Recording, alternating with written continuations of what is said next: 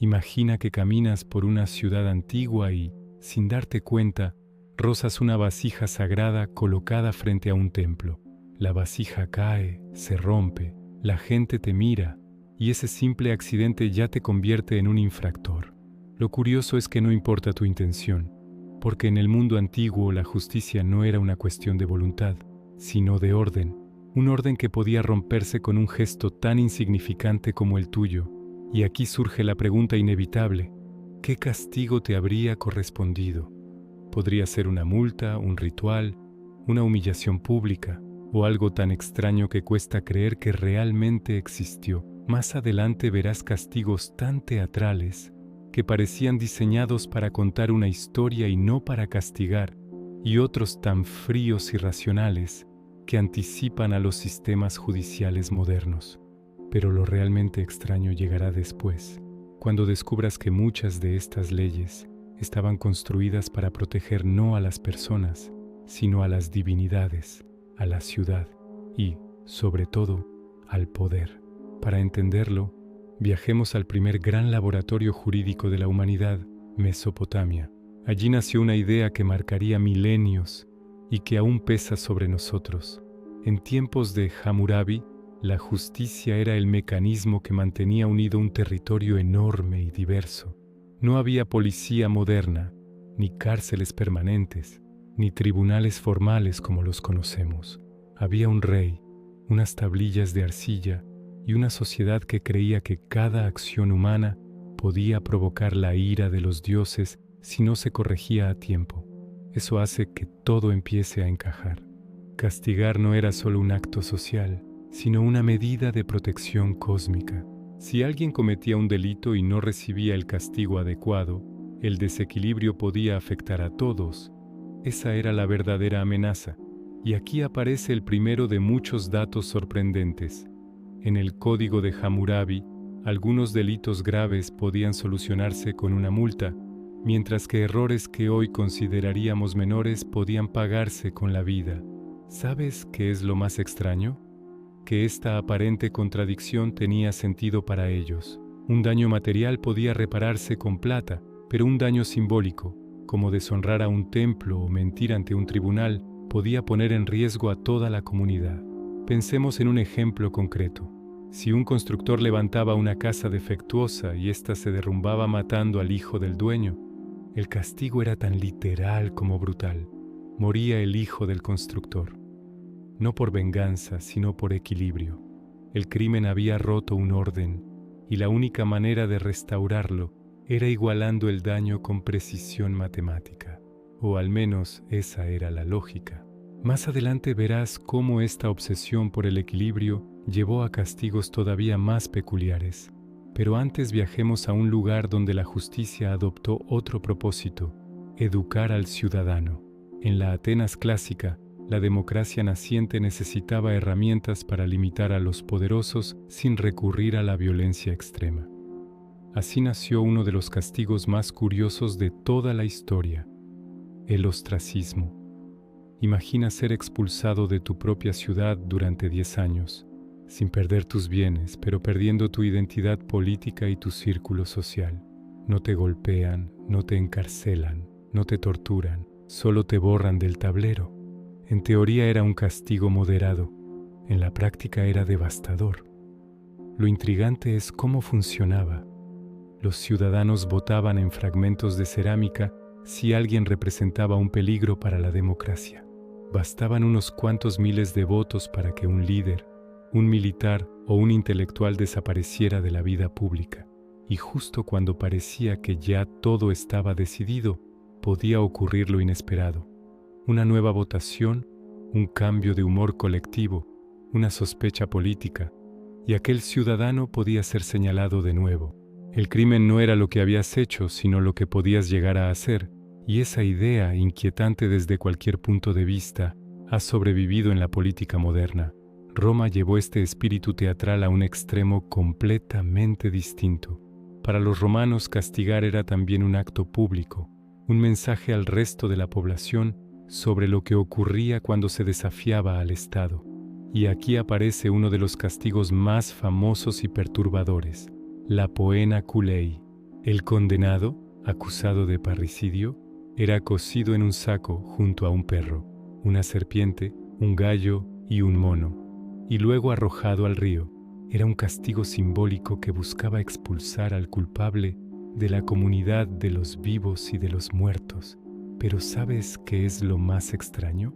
Que este castigo no se usaba a menudo. Era tan espectacular que bastaba con su existencia para generar obediencia. Más adelante verás otro caso similar, pero antes viajemos hacia Oriente, donde la justicia adoptó tonos totalmente distintos. En la India antigua, las leyes de Manú establecían castigos diferentes para exactamente el mismo delito según la casta del acusado. Un brahmán podía pagar una multa por algo que a un sudra le costaba la vida, y esto revela un principio oculto.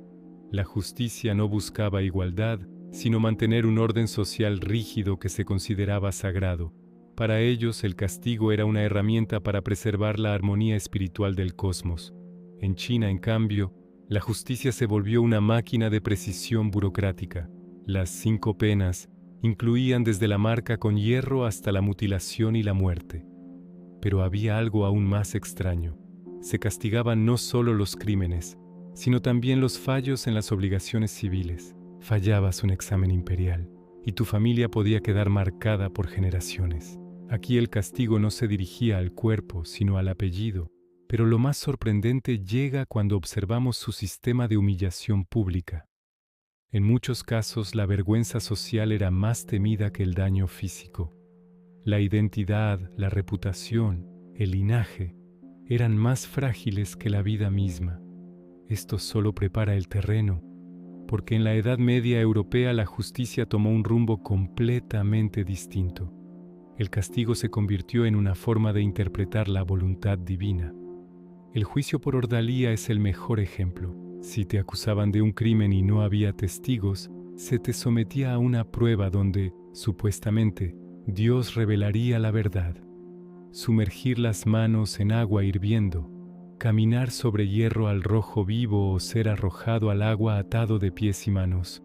Lo increíble es que muchos lo veían como un sistema justo porque eliminaba el sesgo humano, pero nadie esperaba lo que pasaría después. Algunos acusados sobrevivían a estas pruebas de forma casi milagrosa, y eso obligaba a las autoridades a reconsiderar sus decisiones.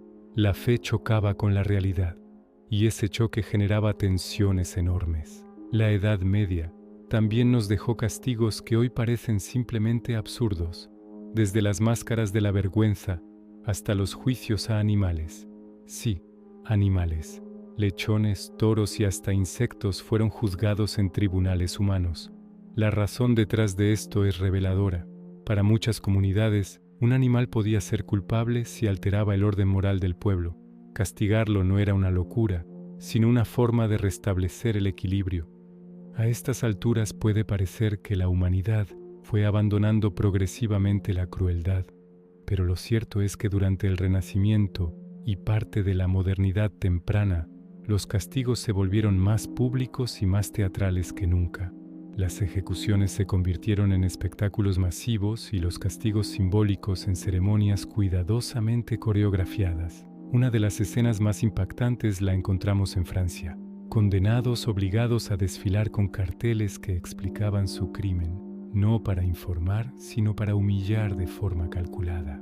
Y mientras tanto los tribunales seguían debatiéndose entre tradición, superstición y racionalidad.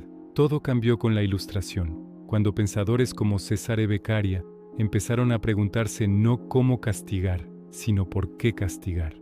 Y esta es la clave del mundo moderno. El castigo dejó de ser un ritual divino y se convirtió en un instrumento social. No buscaba ya vengar a los dioses ni restaurar el equilibrio cósmico, sino proteger a la sociedad de forma eficiente. Pero aquí viene el giro final. Incluso en la modernidad, siguen apareciendo castigos y leyes curiosas que parecen heredadas del pasado. En algunos países se castiga tirar chicle al suelo, en otros se multa por no sonreír en espacios públicos, y en otros se penaliza la ofensa simbólica a los líderes políticos casi como en la antigüedad. El envoltorio ha cambiado, pero la esencia sigue ahí. Y es ahora cuando podemos hacernos la pregunta profunda: ¿hemos evolucionado realmente en nuestra idea de justicia? ¿O simplemente hemos cambiado la manera de ocultar su lado más ritual? La historia parece sugerir que la justicia humana ha sido siempre una mezcla extraña de lógica, miedo, poder y simbolismo, y que en muchos casos los castigos más curiosos revelan más sobre nuestras sociedades que sobre los delincuentes. Lo verdaderamente inquietante es pensar que los historiadores del futuro mirarán nuestras propias leyes y encontrarán en ellas el mismo aroma de extrañeza que hoy sentimos cuando observamos las de la antigüedad. Quizá entonces comprenderemos que el castigo no es un espejo del crimen, sino de la cultura que lo aplica. Si te interesa cómo estas antiguas concepciones de justicia siguen influyendo en nuestra forma moderna de castigar, te invito a ver el siguiente video de Antiguamente, donde exploramos cómo nació la prisión y cómo casi no llegó a existir.